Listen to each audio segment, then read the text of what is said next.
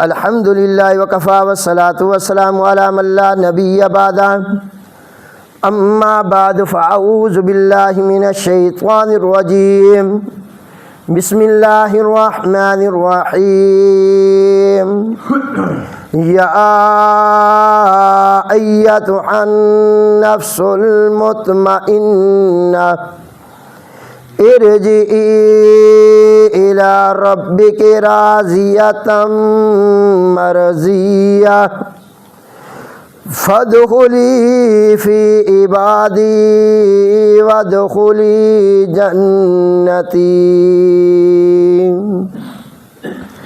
ترجمہ جی، اے نفس مطمئنہ ارجعی الی ربک، لوٹ جا اپنے رب کی طرف، راضیۃ مرضیہ، اس حالت میں کہ تو اللہ کی ذات سے راضی ہونے والی اور اللہ کی ذات تجھ سے راضی۔ فادخلی فی عبادی، پس داخل ہو جا میرے خاص بندوں میں، میرے نیک بندوں میں، وادخلی جنتی، اور داخل ہو جا میری جنت۔ اے نفس مطمئنہ، لوٹ اپنے رب کی طرف اس حالت میں کہ تو نے رب کو راضی کر دیا اور رب تو سے راضی ہو گیا۔ داخل ہو جا میرے خاص بندوں میں اور داخل ہو جا میری جنت میں۔ سبحان ربک رب العزت عما یصفون وسلام علی المرسلین والحمد للہ رب العالمین۔ اللہم صلی علی محمد وعلی آل محمد کما صلیت علی ابراہیم وعلی آل ابراہیم انک حمید مجید۔ اللہم بارک علی محمد وعلی آل محمد کما بارکت علی ابراہیم وعلی آل ابراہیم انک حمید مجید۔ انتہائی واجب الاحترام معزز سامعین گرامی قدر، سورہ فجر کی آخری آیات میں علاج مرض کا اللہ ذوالجلال نے ذکر کیا ہے۔ کس کا ذکر جی؟ علاج مرض۔ سورہ فجر کا مختصر ترین خلاصہ میں نے ذکر کیا کہ انسان کو ایک بیماری لگتی ہے، پھر بیماری لگنے کے 4 اسباب تھے، پھر علاج مرض تھی۔ بیماری کیا تھی؟ کہ تو غرور کرتا ہے، تو تکبر کرتا ہے، تو گناہ کرتا ہے۔ اور وہ بیماری لگی کیوں ہے؟ کہ یتیموں کا عزت نہیں کرتا، مسکینوں کو کھانا نہیں کھلاتا ہے، اور مردوں کا مال، وراثتی مال کھاتا ہے، اور مال سے کیا کرتا ہے؟ محبت کرتا ہے۔ یہ 4 سبب تھے۔ آخر میں اللہ نے علاج مرض ذکر کیا۔ جس نے اپنی بیماری کی تشخیص نہیں کی، پہچانے ہی نہیں کہ جانے نہیں کہ مجھے بیماری لگی ہے یا نہیں لگی، یا پہچان گیا کہ بیماری لگی ہے، لگی کیوں ہے، اسباب کیا ہیں، اگر اس نے اسباب کو دیکھ کے اس سے پرہیز نہیں کیا، بیماری لگ گئی غرور و تکبر والی، رب کی نافرمانی والی، لگی کیوں ہے؟ تو نے یتیم کی عزت نہیں کی، یتیم کا مسکین کو کھانا نہیں کھلایا، وراثت کے اندر حق ادا نہیں کیا، مال سے کثرت سے تو نے محبت کی۔ اللہ فرماتے ہیں انجام دیکھ، کل قیامت کا دن ہوگا، اللہ پاک فرماتے ہیں تو کیا کہے گا؟ یومئذ یتذکر الانسان وانى له الذکریٰ۔ اس وقت اللہ کے دربار میں کل قیامت والے دن تو سوچو بچار کرے گا۔ کیا کرے گا؟ اور کہے گا ہائے کاش میں دوبارہ دنیا میں آ جاؤں، ہائے کاش اللہ مجھے مولا دے دے۔ لیکن اس وقت تو کہے گا یقول یا لیتنی قدمت لحیاتی، ہائے کاش میں اس زندگی کے لیے کچھ کر کے آتا، کچھ دنیا میں میں کچھ نیک اعمال کر لیتا، بیماری کے اسباب جو تھے اس سے بچ جاتا تو آج میں یہ دن دیکھنا، اللہ فرماتے ہیں میں تجھے ایسی سزا دوں گا کہ دنیا میں ایسی سزا دینے والا کوئی نہیں تھا، اور ایسی پکڑ کروں گا کہ دنیا میں ایسا پکڑنے والا کوئی نہیں تھا۔ یہ تو اس بندے کا ذکر تھا جس نے اپنی بیماری تو پہچانی لیکن اسباب بیماری اس کا کنٹرول نہیں کیا، اس کا پرہیز نہیں کیا۔ اب لیکن جو بندہ اپنی بیماری کی تشخیص کر لے، کیا کر لے جی؟ بیماری پہچان لے کہ مجھے بیماری یہ لگ گئی ہے، پھر وہ اسباب بھی پہچان گیا۔ پھر کیا پہچان گیا جی؟ بیماری لگی کیوں ہے، اور ان اسباب کے اوپر وہ عمل کرتا ہے۔ کیا کرتا ہے؟ عمل کرتا ہے۔ کیا مطلب ہے؟ چار سبب تھے۔ اللہ نے فرمایا کہ تم یتیموں کی عزت، اگر وہ یہ بات سننے کے بعد یتیموں کی کیا کرنے لگ گیا؟ عزت کرنے لگ گیا، احترام کرنے لگ گیا، ان کی سے محبت کرنے لگ گیا، اور اس کے بعد وہ کیا ہے جی؟ مسکینوں کو کھانا کھلاتا ہے، لوگوں کو ترغیب دیتا ہے کہ مسکینوں کو کھانا کھلاؤ، اور وراثتی جو حقوق اس کے بنتے ہیں، جو حقوق بنتے ہیں اس کو ادا کرنے لگ گیا۔ بیٹی کا جو حق بنتا ہے اس کو دے دیا، بہن کا جو حق بنتا ہے اس کو دے دیا، بیوی کا جو حق بنتا ہے، ماں کا جو حق بنتا ہے، وراثتی حق ادا کرتا ہے، اور مال سے محبت نہیں کرتا ہے تو کس ذات سے؟ اللہ سے، اللہ کے رسول سے، اللہ کے قرآن سے، اہل بیت اعظام سے، صحابہ کرام سے، اولیاء کرام سے، علماء کرام سے، حفاظ اعظام سے، ان سے محبت کرنے لگ گیا۔ اللہ فرماتے ہیں جو ہماری بات مان لیتا ہے، ان اسباب سے بچ گیا، آ ذرا اس کا انعام بھی سن۔ علاج مرض کا انعام، جس نے اپنے نفس کو بچا لیا ان بیماریوں کے اسباب سے، اللہ فرماتے ہیں اسے انعام ملنا چاہیے یا نہیں ملنا چاہیے؟ تو آج کی یہ اس آیت میں اللہ پاک نے علاج مرض کا انعام ذکر کر دیا۔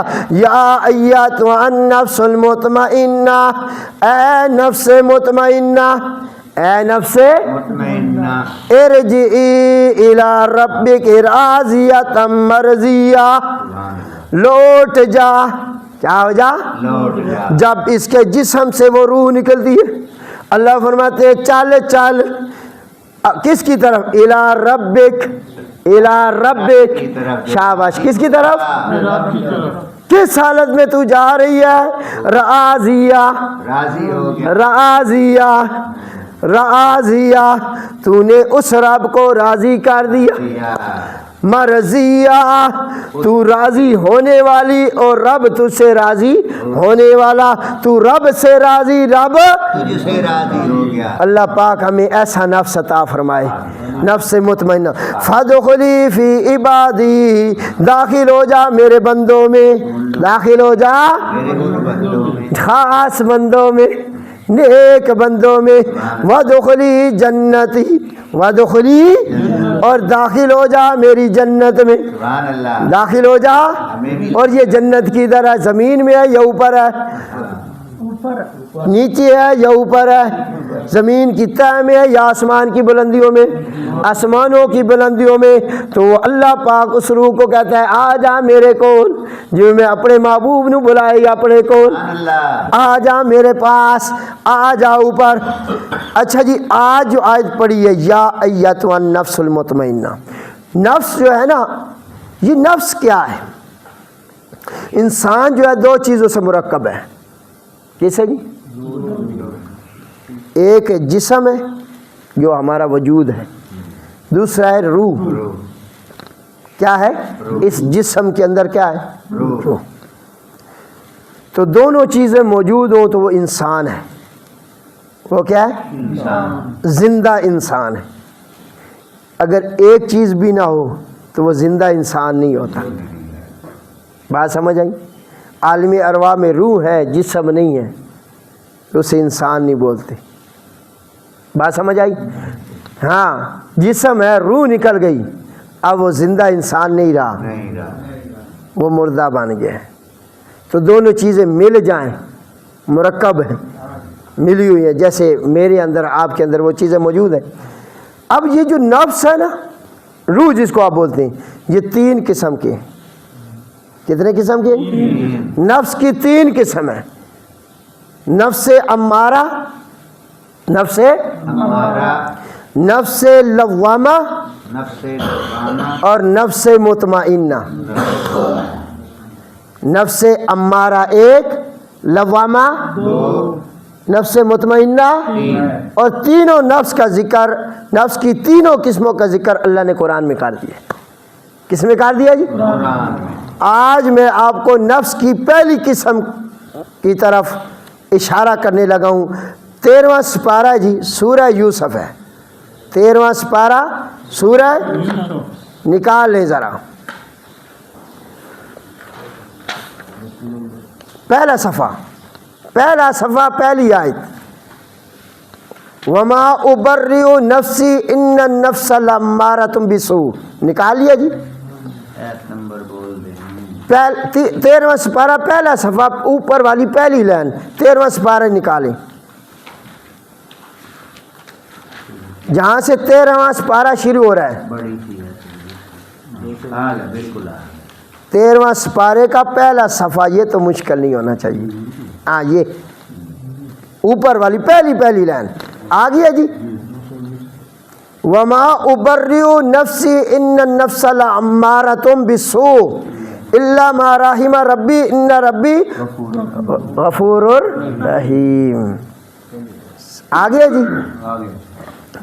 نفس کی پہلی قسم کیا میں نے بولی ہے جی؟ امارہ.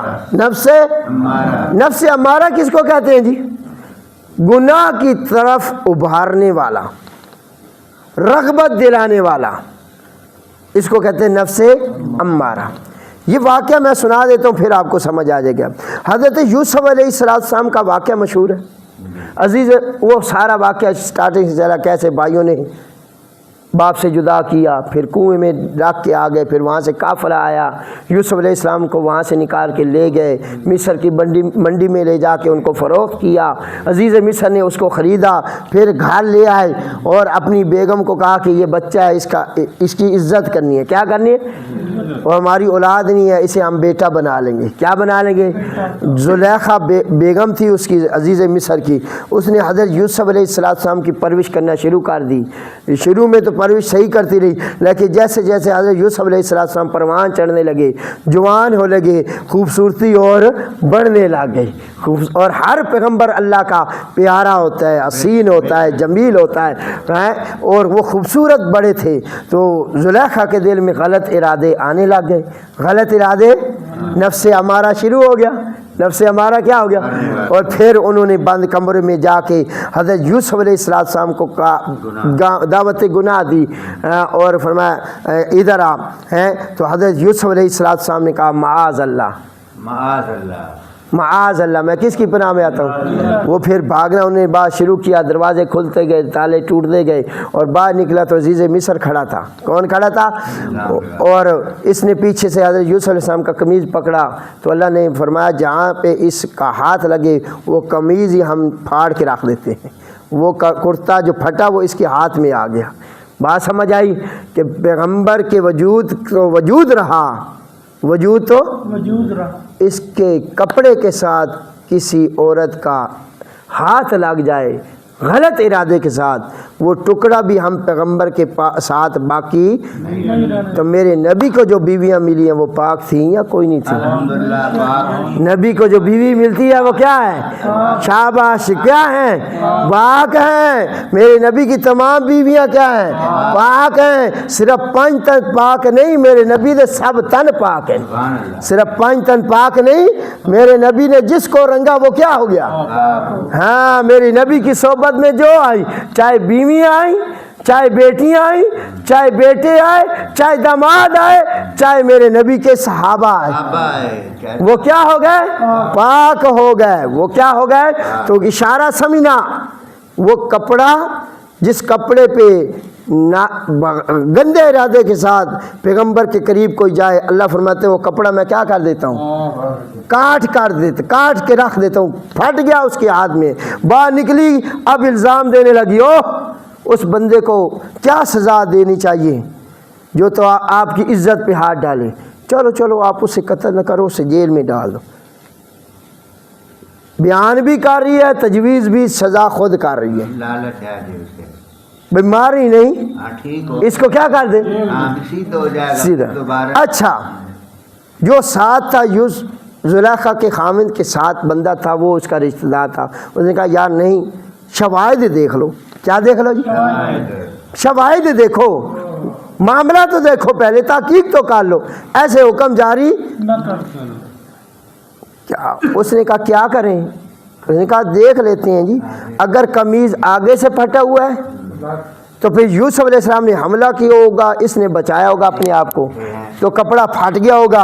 اگر کپڑا آگے سے پھٹا ہے تو یوسف علیہ السلام جھوٹے اور زلیخا سچی ہے، اور اگر قمیض پیچھے سے پھٹا ہے، کرتا پیچھے سے پھٹا ہے، تو پھر یوسف علیہ السلام بھاگے ہوں گے اور اس نے پیچھے سے، پکڑا ہوگا، تو پھر یوسف سچا اور جھوٹی، جب دیکھا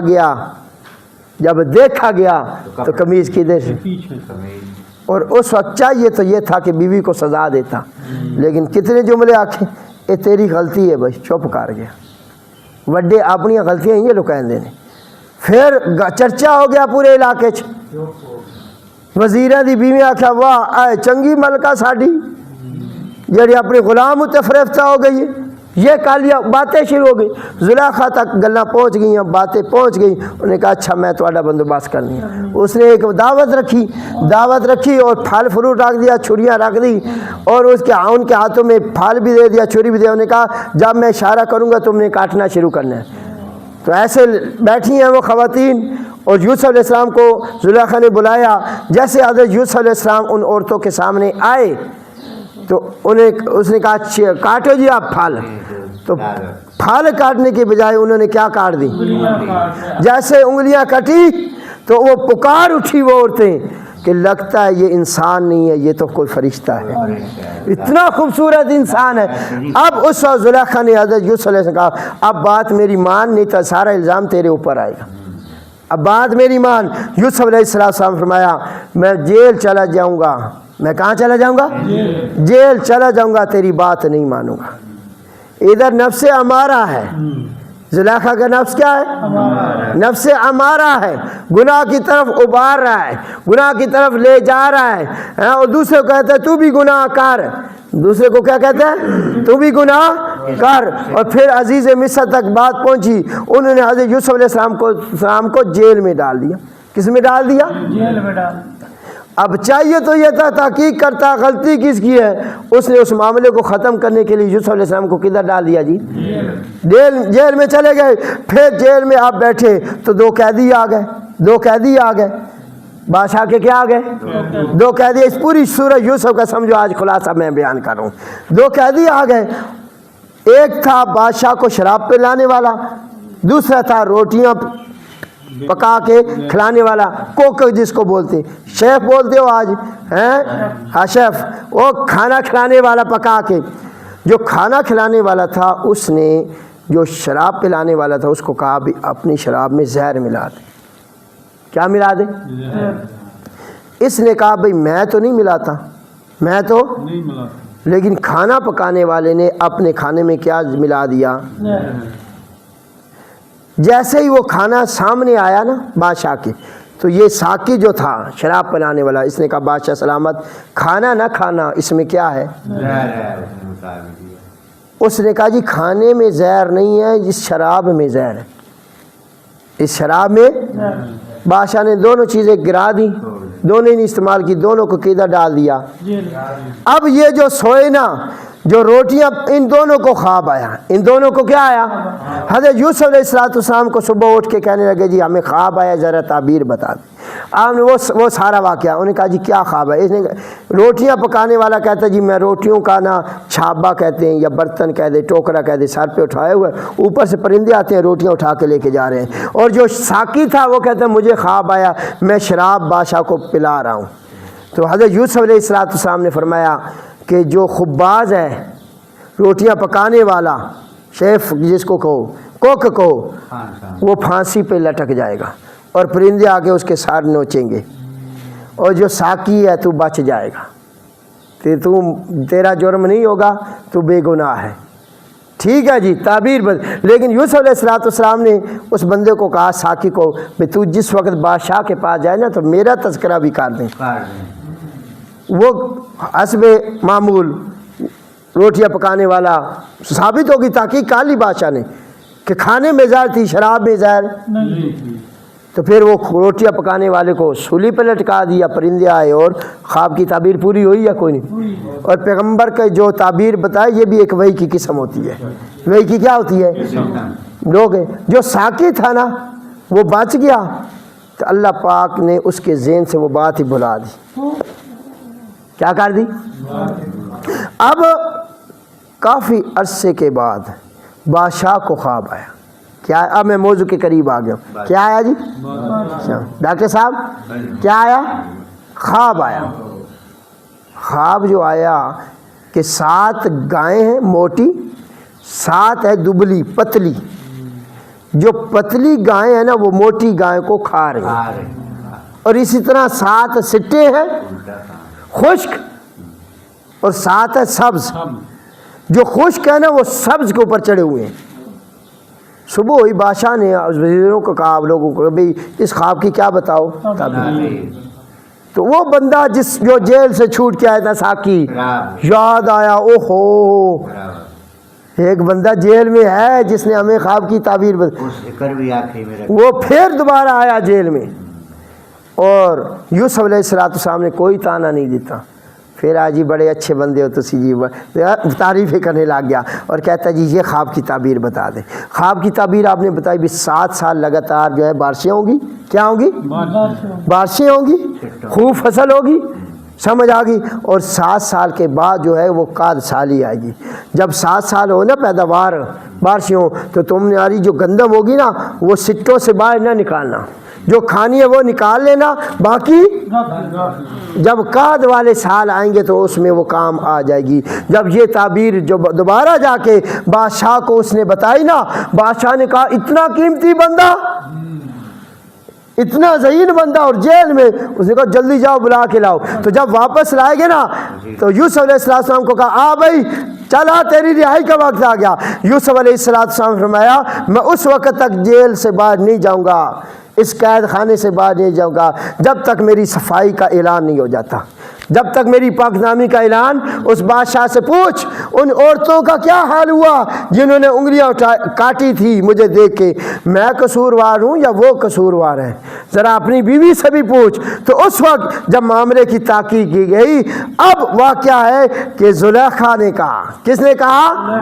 زلیخا نے کہا قال ما خطبکن اذ راوتن یوسف عن نفسی قلنا عاش للہ ما علمنا علیہ من سوء قالت امرات العزیز. ان عورتوں نے کہا کہ اس یوسف کے اندر ہم نے کوئی برائی نہیں دیکھی. اب جب واضح ہو گیا حق، زلیخا بول پڑی، عزیز مصر، ہاں عزیز مصر کی عورت بول پڑی الآن حس الحق کا حق ظاہر ہو گیا.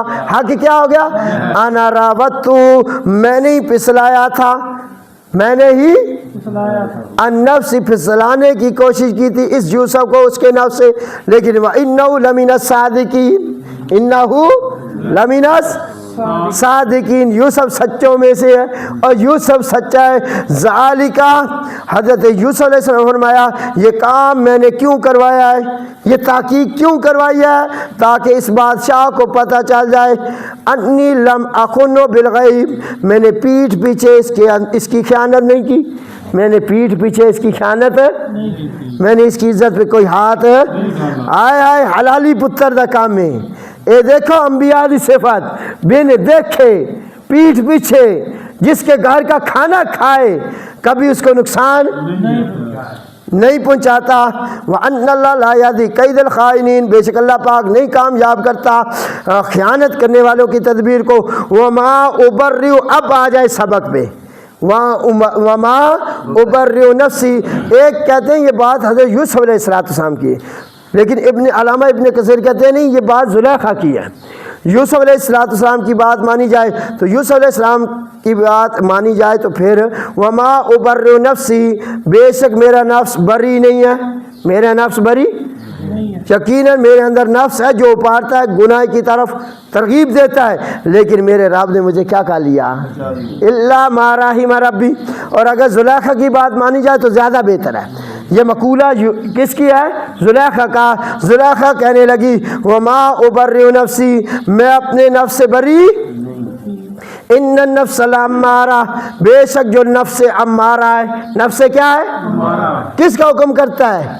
بالسوء، برائی کا، گناہ کا۔ تو یہ نفس امارہ کی پہلی قسم، نفس کی پہلی قسم نفس امارہ، نفس امارہ گناہ کی طرف لے جانے والا۔ کس طرف لے جانے والا جی؟ گناہ کی طرف۔ کون سا نفس امارہ ہوتا ہے؟ جو اللہ کی ذات اور وجود کا منکر بن جائے، سمجھو اس کا نفس کون سا ہے؟ میں اشارے کروں گا، آپ نے جواب دینا ہے۔ جو اللہ کی وجود کا منکر ہو جائے وہ نفس کون سا ہے؟ امارہ۔ جو اللہ کی ذات و صفات کا منکر بن جائے وہ کون سا ہے؟ شابہ بولتے آنا ہے۔ اور جو اللہ کی ذات کے اوپر اعتراضات کرنے والا بن جائے وہ نفس کون سا ہے؟ جو انبیاء کی رسالت کا انکار کرنے والے بن جائے وہ نفس کون سا ہے؟ شاباش۔ جو نبی کی آل بیت کی توہین کرنے والا بن جائے وہ نفس کون سا ہے؟ جو نبی پاک صلی اللہ علیہ وسلم کی رسالت کا انکار کرنے والا ہو، جو میرے نبی کی ذات کا دشمن ہو، جو میرے نبی کا گستاخ ہو، جو اہل بیت کا گستاخ ہو، جو صحابہ کا دشمن، شاباش، جو صحابہ کا دشمن، وہ نفس کون سا ہے؟ جو نفس امارہ ہے۔ اور یاد رکھے جو نیک لوگوں کا دشمن وہ بھی نفس کون سا ہے؟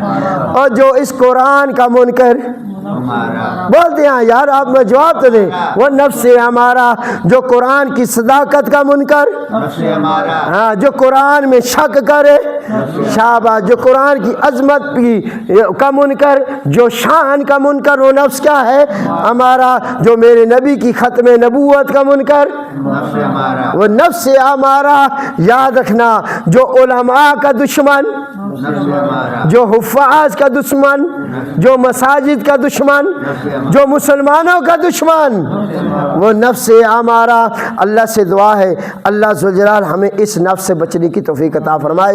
وما علینا الا البلاغ المبین۔ اللہم صلی علی